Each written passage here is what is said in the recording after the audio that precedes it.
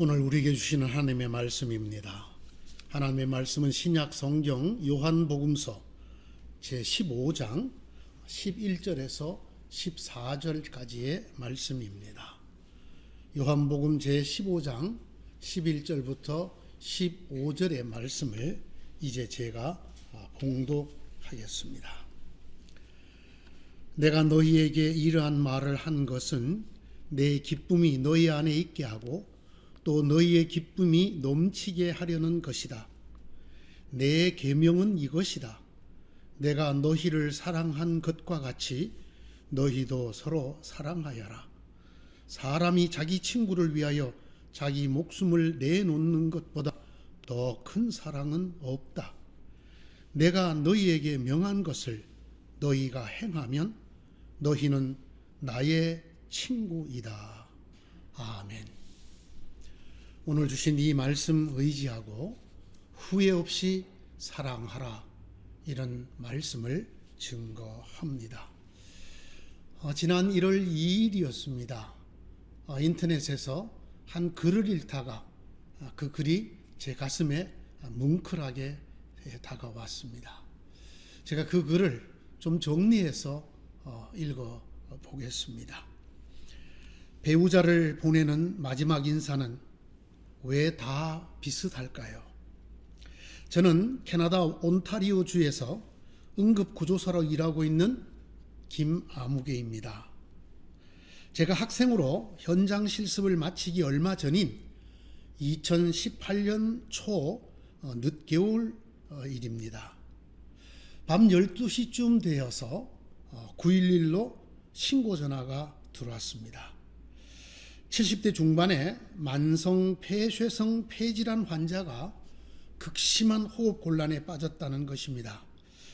저의 현장 실습을 담당하고 있던 사수 둘과 함께 밤길을 달려갔습니다. 환자는 의식을 완전히 잃은 채 침대에 누워서 입을 벌리고 얕은 숨을 겨우 쉬고 있었습니다. 눈동자가 위로 치켜 올라가서 흰자가 거의 다 눈을 덮었습니다. 빛에 대한 동공 반응도 없었고 통증에 대한 반응도 없는 단계였습니다. 청진기로 청진을 해도 폐로 공기가 들고 나는 소리가 전혀 들리지 않았습니다. 저의 실습 사수들이 환자의 남편분에게 물었습니다. 심폐소생술 포기각서가 있습니까? 남편은 있다고 말했습니다. 심폐소생술을 하지 말아달라는 뜻이었습니다. 또 물었습니다. 환자 대신 의료적인 의사결정을 내릴 수 있는 위임장을 가지고 있습니까? 남편이 가지고 있다고 말을 했습니다. 그러자 그 남편분에게 이렇게 말했습니다. 지금 이대로 이 환자를 이송하면 거의 가는 도중에 심장이 정지하여 사망에 이르게 될 것입니다. 즉 앰뷸런스 안에서 생을 마치게 될 것이라는 뜻입니다. 그래도 아내 되시는 분을 저희가 이송해 주기를 원하십니까? 남편이 눈물을 쏟으면서 이렇게 말했습니다. 아내를 그렇게 보낼 수는 없습니다. 그렇지 않습니까? 아내와 미리 이 얘기를 해 두었습니다. 이럴 경우 저희들이 함께 했던 추억이 깃들어 있는 이 집에서 생을 마지막 보내기로 했습니다. 저희들은 그 환자의 이 굳어진 기도가 조금이라도 부드러워지도록 약을 입에 갖다 댔습니다. 그리고 남편에게 마지막 인사를 하라고 부탁을 했습니다. 저희들이 자리를 잠깐 비켜주었습니다. 45년간 함께 살았던 그 남편이 아내를 향한 마지막 인사를 합니다. 떨어진 자리에서 들었습니다마는 왜 사랑하는 사람들을 보내는 사람들의 마지막 인사는 다 이렇게 한결 같을까요? 힘들게 해서 정말 미안해. 같이 살아줘서 고마워. 여기서 더 이상 힘들게 있지 말고 먼저 가. 사랑해. 함께 살았던 45년, 그 마지막에 주어진 10분 남짓, 이 작별의 시간이 얼마나 짧았을까요? 환자의 호흡수가 급격히 줄어들었습니다. 심장 박동이 90, 80, 60, 50, 30, 그리고 드디어 평행선을 그었습니다. 침대에는 바짝 마른 환자와 그 환자를 끝까지 어루만지는 남편, 그리고 침대 머리맡에는 그 환자의 젊은 시절을 그렸던 초상화가 하나 걸려 있었습니다. 그날 집으로 돌아오는 그 새벽이 어떻게 달라 보이던지요. 제가 올 때까지도 세상 모르게 자고 있던 아이들과 아내가 너무 고마웠습니다. 사랑스러웠습니다. 그리고 지금 내가 살아있다는 것이 고맙고 이 순간이 너무나 다행이라고 생각이 들었습니다. 그리고 누군가에게 감사하다는 생각이 들었습니다. 긴 코로나 사태를 겪고 있기 때문일까요?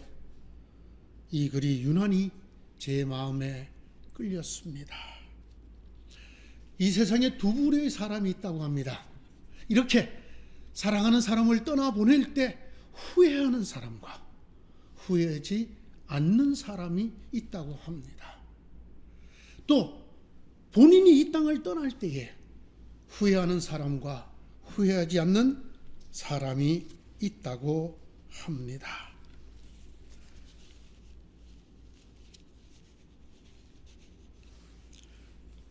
죽을 때 후회하는 25가지, 이런 제목의 책을 쓴 의사가 계십니다. 이 의사는 1000명이 넘는 사망자를 경험했던 호스피스 전문 의사였습니다. 이분이 쓴 책입니다. 죽을 때 후회하는 25가지. 그 중에 첫 번째 후회, 사랑하는 사람에게 고맙다는 말을 많이 했더라면. 이것이 1000명이 넘는 호스피스 환자들을 하늘나라로 보내면서 이분이 정리한 죽을 때 후회하는 25가지, 그 중에서 첫 번째 꼽는 후회였습니다. 그는 다른 책도 썼습니다. 죽을 때 후회하지 않는 사람들의 습관. 죽을 때 후회하지 않는 첫 번째 습관, 미안하다고, 고맙다고 말하라. 우리가 이 땅을 떠날 때 후회하지 않으려면 사랑했던 사람들에게 고마워, 정말 고마워, 그리고 미안해, 내가 잘못했어, 이런 이야기를 하라고 저희들을 권고하고 있습니다. 십계명 아시죠? 십계명. 본래 이 십계명이라는 말은 10가지 말씀들이라는 히브리어에서 온 말입니다. 넓게는 구약 전체, 좁게는 율법의 핵심이라고 할 수 있는 것이 이 십계명입니다. 아마 여러분이 갖고 계시는 찬송가를 펼치면 제일 이 속면에 쉽게 보실 수가 있을 것입니다. 여러분, 이 십계명을 한 줄로 줄이면 뭐가 되는지 아십니까? 제 생각이 아니고요, 성경에 이 십계명을 단 한 줄로 줄여놓은 구절이 있습니다. 모든 율법은 내 이웃을 내 몸과 같이 사랑하여라 하신 한마디 말씀 속에 다 들어 있습니다. 신약 성경 갈라디아서 5장 14절의 말씀입니다. 한 곳 더 있습니다. 간음하지 말아라, 살인하지 말아라, 도적질하지 말아라, 탐내지 말아라 하는 계명과 그 밖에 또 다른 계명이 있을지라도 모든 계명은 내 이웃을 내 몸과 같이 사랑하여라 하신 말씀에 요약되어 있습니다. 로마서 13장 9절의 말씀입니다. 십계명을 한마디로 줄이면 네 이웃을 내 몸과 같이 사랑하여라. 사랑하여라라고 줄일 수 있다고 성경이 우리에게 말씀하고 계십니다. 어떤 분이 이렇게 말했습니다. 여러분, 이 성경책을 조리면 무엇이 남을까요? 하나가 남습니다.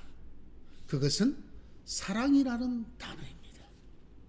이 성경의 모든 말씀을 조리면 한 단어가 남는데 그것은 사랑입니다. 저는 이 말씀이 조금도 과장이 아니라고 생각을 합니다. 한 율법학자가 예수님에게 여쭈었습니다.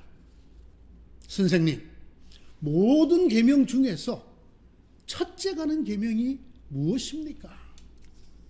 예수께서는 지체 없이 대답하셨습니다. 두 가지가 있다. 첫째는 내 마음과 목숨과 뜻과 힘을 다하여 너의 하나님이신 주님을 사랑하여라. 그리고 둘째는 이것이다. 네 이웃을 네 몸과 같이 사랑하여라. 예수님의 이 두 말씀에 공통적으로 들어있는 말씀이 무엇일까요? 사랑하여라입니다. 하나님을 사랑하고 네 이웃을 사랑하라고 주님께서 모든 율법에 으뜸가는 것이 이것이라고 말씀을 해 주셨습니다. 사랑하여라. 사랑하여라. 이보다 더 큰 계명은 없느니라. 주님께서 이렇게 말씀하셨습니다. 보십시오. 성경을 조리면 사랑이 남는다. 사랑이라는 단 한 단어가 남는다. 맞지 않습니까? 주님께서 친히 이렇게 말씀하고 계시지 않습니까? 사랑하여라. 사랑하여라. 이보다 더 큰 말씀은 없다고 우리에게 말씀하시지 않습니까? 이 주님께서 따로 또 한 번 더 말씀하셨습니다. 내 계명은, 내가 너희에게 주는 계명은 이것이다. 내가 너희를 사랑한 것 같이 너희도 서로 사랑하여라. 주님께서 성경에 어떤가는 계명을 설명하신 주님께서 다시 주님이 주시는 계명을 우리에게 말씀하고 계시는데, 그것은 내가 너희를 사랑한 것 같이 너희도 서로 사랑하여라 라고 하는 말씀이었습니다. 한 곳에서 더 말씀하셨습니다. 너희에게 새 계명을 준다. 서로 사랑하여라. 내가 너희를 사랑한 것 같이 너희도 서로 사랑하여라. 이 말씀 중에 내가 너희를 사랑한 것 같이라는 말씀이 먼저 저희들에게 크게 다가옵니다. 주님께서 우리에게 사랑하라고 말씀하시기 전에 주님께서 먼저 우리를 사랑하셨다라는 말입니다. 내가 너희를 사랑한 것 같이, 여러분, 사랑한 것 같이입니다. 사랑할 것 같이가 아닙니다. 미래형이 아닙니다. 사랑을 이미 했습니다. 주님이 먼저 우리를 사랑하셨습니다. 그 사랑을 보여주셨습니다. 그리고 우리에게 말씀하십니다. 이렇게 너희도 서로 사랑하여라. 주님이 우리를 어떻게 사랑하셨을까요? 우리가 아직 죄인이었을 때입니다. 하나님의 진노의 심판을 받아 마땅할 때에 그 주님께서 이 땅에 오셔서 우리가 죽을 죽음 대신에 십자가에서 죽으셨습니다. 아버지 하나님, 할 수만 있으면 이 심판을 피하게 해주십시오. 이 죽음을 피하게 해주십시오. 까지 기도했습니다. 십자가 위에 마지막 달려서까지도 하나님, 하나님, 어찌하여 나를 버리십니까? 내가 이렇게 꼭 죽어야 되는 것입니까? 외쳤습니다. 그렇게까지 처참하게 죽으시면서 우리를 죽음과 죄에서 구원하시기 위해서 그 사랑을 드러내셨습니다. 이것이 주님이 우리를 사랑하신 사랑입니다. 이것이 하나님께서 우리 주님 예수 그리스도를 통해서 보여주신 하나님의 사랑입니다. 이뿐만이 아닙니다. 주님께서는 모든 것을 다 이루시고 하나님께로 갈 때가 된 줄 아시고 제자들을 사랑하셨습니다. 다른 것을 하신 것이 아니라 제자들을 사랑하셨습니다. 그런데 성경은 이렇게 말씀합니다. 사랑하시되 끝까지 사랑하셨다.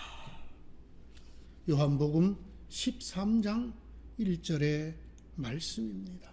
우리가 아직 죄인 되었을 때에 그리스도께서 우리를 위하여 죽으셨습니다. 이리하여 하나님께서는 우리들에 대한 당신의 사랑을 증명해 보이셨습니다.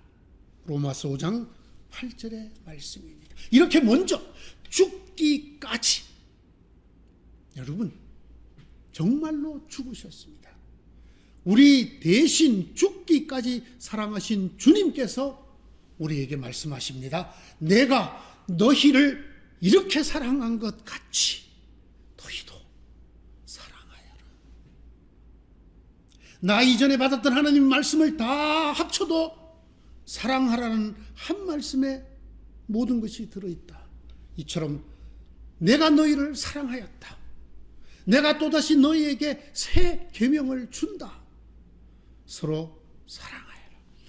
주님은 우리에게 계명을 주셨지만 물론 이것은 의무를 말하는 것이 아닙니다. 이 빚을 갚으라는 게 아닙니다. 내가 너희를 위해서 목숨을 내어 놓았으니 너희가 이 빚을 갚아라. 이것이 계명이라는 뜻이 아닙니다. 내가 너희에게 이렇게 본을 보였다라는 뜻입니다. 내가 너희들에게 이렇게 먼저 사랑의 본을 보였다는 것입니다. 이 본을 따라서 너희가 서로 사랑하기를 나는 원한다 라고 하시는 말씀입니다. 이것이 빚이 아니요 우리에게 지우는 짐이 아니요 의무가 아닌 것을 어떻게 알 수 있을까요? 오늘 11절의 말씀입니다. 내가 너희에게 이러한 말을 한 것은 내 기쁨이 너희 안에 있게 하고 또 너희의 기쁨이 넘치게 하려는 것이다. 여러분, 주님께서 우리를 사랑하셔서 십자가를 지신 것은 우리에게 빚을 지우기 위해서가 아닙니다. 우리를 죽음에서 구원하시기 위해서입니다. 우리에게 내가 너희를 사랑하는 것처럼 너희도 서로 사랑하라고 하시는 이 말씀 역시 의무를 주기 위해서가 아닙니다. 주님도 기쁨이 넘치고 우리도 기쁨이 넘치게 하려는 것입니다. 우리의 삶이, 우리의 영혼이 기쁨으로 가득 차게 하기 위해서, 우리를 위해서 주님께서는 이 계명을 주신 것입니다. 그렇습니다, 여러분. 우리를 행복하게 하기 위해서입니다. 우리의 삶에 기쁨이 넘치게 하기 위해서입니다. 주님께서 명하신 이 사랑의 기쁨의 계명, 서로 사랑하라는, 아니 성경 전체가 집중적으로 말하고 있는 한마디, 사랑하라는 이 말씀에 세 가지 원리가 들어 있습니다. 첫째는 사랑은 많은 허물을 덮어줍니다. 이것이 사랑의 첫 번째 계명입니다. 이것이 서로 사랑하라고 말씀하시는 가장 중요한 이유입니다. 성경이 이렇게 보증합니다. 무엇보다도 먼저 서로 뜨겁게 사랑하십시오. 사랑은 허다한 죄를 덮어줍니다. 베드로전서 4장 8절의 말씀입니다. 죄가 없는 사람이 있습니까? 허물이 없는 사람이 있습니까? 어린아이들은 죄가 없다고요? 여러분, 어린아이를 잘 보십시오. 얼마나 이기적이고 얼마나 때로는 사특한지 모릅니다. 자기의 생명을 잊게 한 어머니의 젖을 깨물고 밝히고 소리 지르고. 여러분, 인간이라고 하는 것, 누구도 죄로부터 자유로울 사람은 없습니다. 네. 어떤 유명한 근대 철학자가 그런 얘기를 했다 그러죠. 너무나 유명한 세계적인 사람이어서 그의 40세 생일을 축하하는 축하연이 있었습니다. 그때 그가 이렇게 인사를 했다고 합니다. 제가 40살이 됐다는 건 축하를 받을 일이 아닙니다. 제가 이만큼 살았다는 것은 이만큼 죄를 많이 지었다라는 뜻입니다. 그 유명한 장폴 사르트르의 일화입니다. 누가 죄로부터 자유로울까요? 오죽하면 아까 제가 설명드린 그 호스피스 의사께서 죽을 때 후회하는, 죽을 때 후회하지 않는 이런 제목이 들어가는 책을 다 썼을까요? 좋은 길이 있습니다. 먼저 사랑하십시오. 여러분이 어떤 죄 속에 살았든지 괜찮습니다. 여러분의 허물이 얼마나 크든지 괜찮습니다. 여러분의 죄를 뉘우치는 것보다, 회개하는 것보다, 용서를 구하는 것보다 먼저 사랑하십시오. 이것이 성경이 우리에게 사랑하라고 말씀하시는 이유입니다. 이것이 사랑의 제일 가는 원리입니다. 용서를 구하는 것보다, 죄를 뉘우치는 것보다, 심지어는 잘못한 그 일에 대하여 내가 보상해 주는 것보다 먼저 사랑해야 합니다. 제게 잊혀지지 않는 일이 있습니다. 제가 굉장히 존경했던 분이 부부간에 큰 허물을 저질렀습니다. 자기 스스로도 용서하지 못할 만큼 큰 잘못을 저질렀습니다. 그분은 도저히 자기 아내와 같이 살 자격이 없다고 생각을 하고 모든 걸 내려놓고 떠나려고 했습니다. 그때 그 사람을 붙드는 사람이 있었습니다. 그리고 이렇게 말하는 사람이 있었습니다. 정말로 잘못했다고 생각하시면 지금부터 이분을 뜨겁게 사랑하십시오. 어디서 온 말일까요? 베드로전서 4장 8절에서 온 말입니다. 감사하게도 그 가정이 깨어지지 않았습니다. 여러분, 우리는 흔히 이렇게 생각합니다. 나의 많은 죄를 고백하고 회개하고 용서받기를 바란다. 여러분, 용서받는 일보다 더 중요한 것, 더 먼저 해야 될 것, 그것은 사랑하는 것입니다. 왜 그렇습니까? 사랑만이 우리의 죄를 덮기 때문입니다. 사랑만이 우리의 죄를 덮어줄 것이기 때문입니다. 먼저 사랑하십시오. 뜨겁게 사랑하십시오. 여러분의 잘못과 부족함과 여러분의 죄를 마음에 두지 마십시오. 그걸 둘 여력이 있으면 그것마저 합쳐서 사랑하십시오. 성경은 우리에게 이렇게 가르치고 있습니다. 사랑의 둘째 원리는 지금밖에는 사랑할 수 없다라는 것입니다. 여러분, 사랑의 과거형을 만들면 어떻게 될까요? 내가 너를 사랑했어. 내가 당신을 사랑했습니다. 묻습니다, 여러분. 이게 무슨 의미가 있습니까? 내가 너를 사랑했었다. 사랑했었습니다.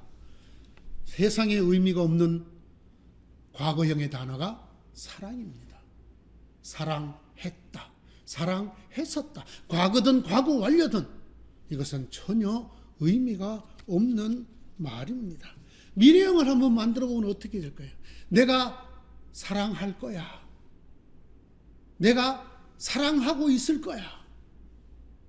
미래형이든 미래 진행형이든 이것이 여러분 우리들의 삶에 무슨 의미가 있습니까? 왜 의미가 없습니까? 인간이란 저나 여러분이나 현재밖에 허락받지 못한 존재입니다.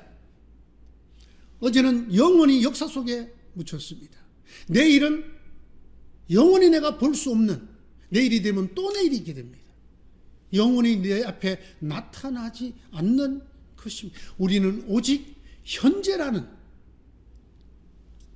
present, 이 현재라는 선물만 가지고 살아갑니다. 그렇기 때문에 사랑에는 과거와 미래가 전혀 의미가 없습니다. 오직 현재만이 의미가 있습니다. 여러분, 이 사랑하다라는 말을 꼭 현재 진행형으로만 쓰는 나라가 있습니다. 혹시 여러분 아시는지 모르겠습니다. 일본입니다. 일본에서 사랑하다는 단어가 아이스루라는 단어인데, 이 아이스루라는 단어는 사전에 있는 사전의 원형입니다. 그런데 이들이 일반적으로 쓸 때는 아이스루라고 쓰지 않습니다. 아이시테이루라고 씁니다. 이걸 직역하면 사랑하고 있다라는 뜻입니다. 아이시테이루, 아이시테이마스. 마스형을 쓸 때도 똑같이 현재 진행형을 씁니다. 당신을 사랑합니다. 키미오 아이시테이루. 당신을 사랑하고 있다입니다. 아나타오 아이시테이마스. 당신을 사랑하고 있습니다. 참 사랑의 본질을 잘 아는 민족이라고 저는 생각을 합니다. 사랑만큼 현재 진행이 중요한 단어가 없습니다. 사랑하는 성도 여러분, 이것이 성경이 우리에게 가르치는 사랑의 두 번째 원리입니다. 사랑에 내일이 없습니다. 사랑을 내일로 미루어서는 안 됩니다. 성경이 이렇게 말합니다. 너희가 너희를 모르는구나. 너희 목숨이 무엇이냐. 오늘 있다가 없어지는 안개니라. 너희가 내일 일을 안다고 너희는 내일 일을 알 수 없구나. 그러므로 내가 내년이나 내일이나 어디에서 무엇을 해야지 이렇게 장담하는 자들아, 너희가 참으로 어리석도다. 너희는 잠깐 보이다가 사라지는 안개니라. 너희는 내일 일을 알지 못하느니라. 그래서 주님이 이렇게 말씀하셨죠. 내일 걱정은 내일이 하게 하라. 인간에게 허락된 것은 현재밖에 없습니다. 사랑은 현재밖에는 의미가 없다라는 사실을 기억해야만 합니다. 사랑하고 싶어 했습니다. 아니, 사랑할 마음도 있습니다. 실제로 그는 정말 나쁜 사람이 아닙니다. 사랑을 모르는 사람이 아닙니다. 그런데 허다한 사람들이 사랑에 실패를 합니다. 이유가 뭘까요? 여기에 이분들이 잘 모르는 문제가 있습니다. 사랑을 내일로 미루기 때문입니다. 내일부터는 내가 사랑할 거야. 내가 내년에는 꼭 당신을 더 뜨겁게 사랑할 거야. 여러분, 악마가 말입니다. 모든 인간의 인생을 실패로 만드는, 그래서 죽을 때 반드시 후회하게 만드는 전략이 딱 하나 있습니다. 그게 뭔지 아십니까? 우리 귀에다가, 우리 마음에다가 이렇게 속삭입니다. 내일 하도록 하렴. 내일 하렴아. 이것처럼 놀라운 전략이 없습니다.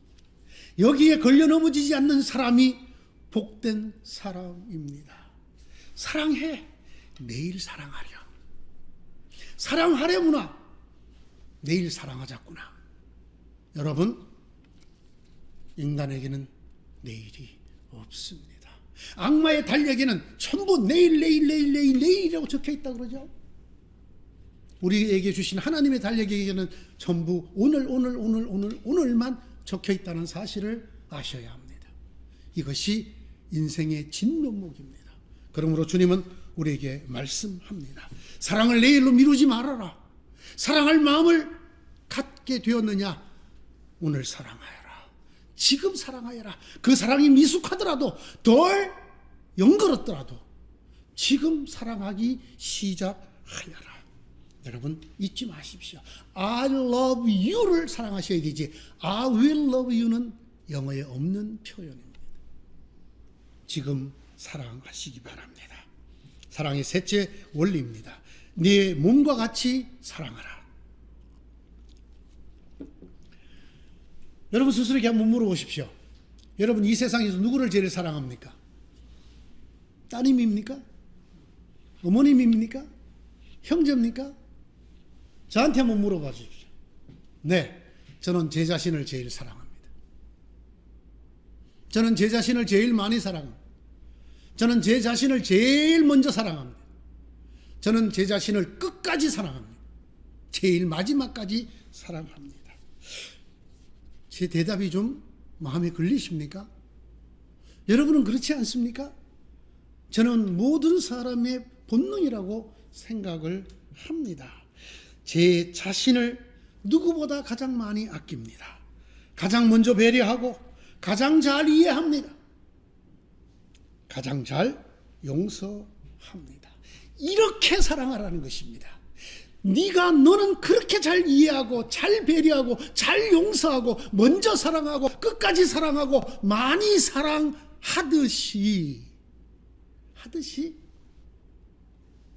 내 이웃을 사랑하라. 다른 사람을 사랑하라. 여러분, 우리가 얼마나 자기를 사랑합니까? 주님도 흔들리지 않았습니까? 아버지, 할 수만 있으면 이 십자가를 지지 않게 해 주십시오.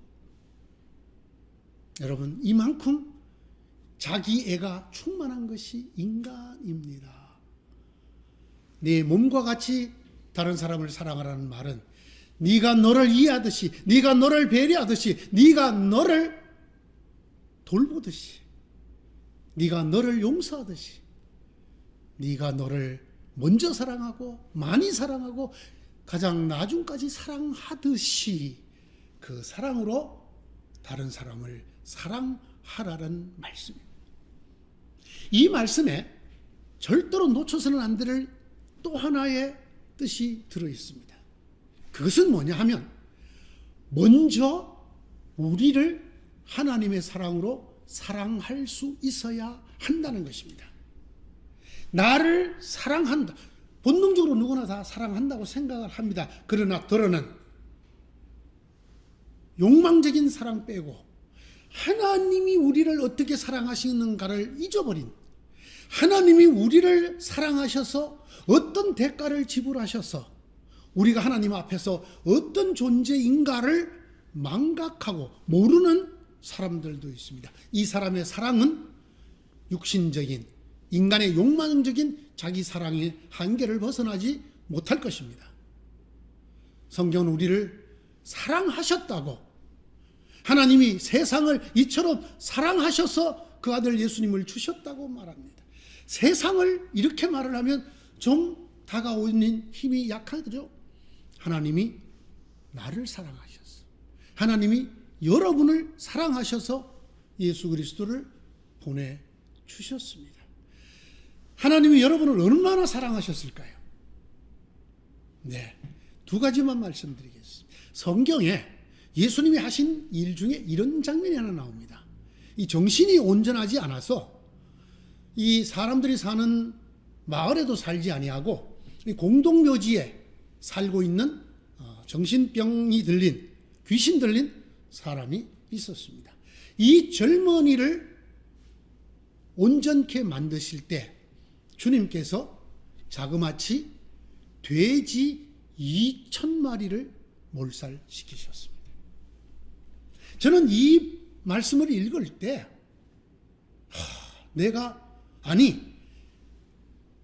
좀 죄송한 표현이지만 나보다 온전치 못한 그 젊은이 하나를 구하기 위해서 돼지 2,000마리를, 그걸 보고 그 지역에서 있던 사람들이 너무나 충격을 받아서 예수님을 떠나시라고 얘기했다고 성경이 기록하고 있습니다. 여러분, 돼지 한 마리 요즘 얼마쯤 하나요? 잘 모르겠습니다. 한 100만 원 하나요? 2,000마리면 얼마인가요? 20억인가요? 여러분, 제가 왜 굳이 이렇게 말씀드리는지 압니까? 성경에 유명한 달란트 비유가 있습니다. 1달란트, 3달란트, 5달란트. 여러분, 1달란트가 얼마죠? 6,000데나리온입니다.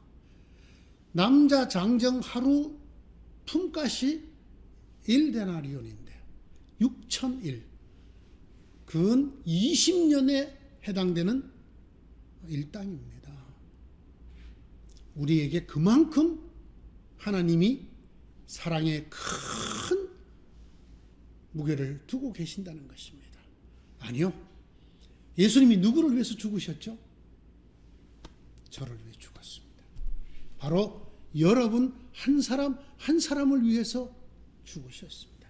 여러분의 목숨의 무게가 얼마나 된다고요? 하나님의 아들이 여러분을 위해서 죽을 만큼 중요한 목숨입니다. 하나님이 여러분을 얼마나 사랑하시느냐고요? 하나님의 아들이신 예수가 십자가 위에서 아버지여 아버지여 어찌하여 나를 버리십니까? 이렇게 울부짖는 그 울부짖음도 귀를 막고 들어주지 않고 기어이 죽음에 이르게 할 만큼, 그래서 여러분을 구원할 만큼 여러분을 사랑하십니다. 이 사랑을 여러분이 먼저 받아들이셔야만 합니다. 그리고 이 사랑을 받아들였을 때 주님의 말씀, 내가 너희를 사랑한 것 같이 너희도 서로 사랑하라는 말씀이 제대로 우리 속에 다가오게 됩니다. 사랑하는 여러분, 내가 너희를 사랑한 것 같이 너희도 서로 사랑하라. 2021년은 너무나 귀중한 해입니다. 너무나 특별한 해입니다. 왜 그런지 아십니까? 이 해는 다시 돌아오지 않습니다. 이것이 영원히 여러분에게 주어진 마지막 시간들입니다. 하루하루가.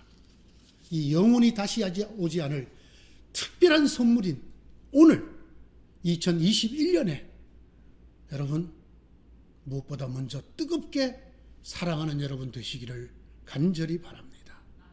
여러분 후회 없도록 아낌없이 여러분 설사 올해에 내가 하나님의 부름을 받는다 하더라도 후회하지 않을, 올해 나의 사랑하는 사람이 내 곁을 떠난다 하더라도 후회하지 않을 만큼 후회 없이 사랑하시기 바랍니다.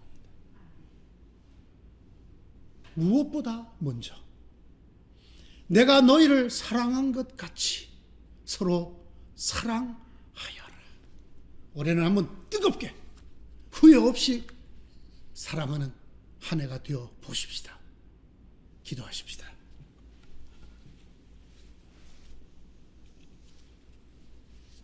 하나님, 이 사랑이 먼저 저희들의 가슴에 넘치게 하여 주십시오. 주님이 우리를 어떻게 사랑하셨는가를, 우리가 어떻게 사랑스러운 존재인가를 알게 해 주십시오. 그런 다음 왜 하나님 우리를 이렇게 사랑하셨는가를 깊이 뜨겁게 느끼고 깨달은 다음 이것으로 서로 사랑하는 우리가 되게 하여 주시옵소서. 우리에게 주어진 날이 오늘밖에 없거니, 올해밖에 없거니 굳게 믿고 후회 없이 뜨겁게 사랑하여 정말 살아있는 날들을 살아내는, 아니 매일매일 영생을 살아가는 저희가 되게 하여 주시옵소서. 우리를 죽을 때까지 사랑하셨던 우리 주님 예수 그리스도의 이름으로 기도드리옵나이다. 아멘.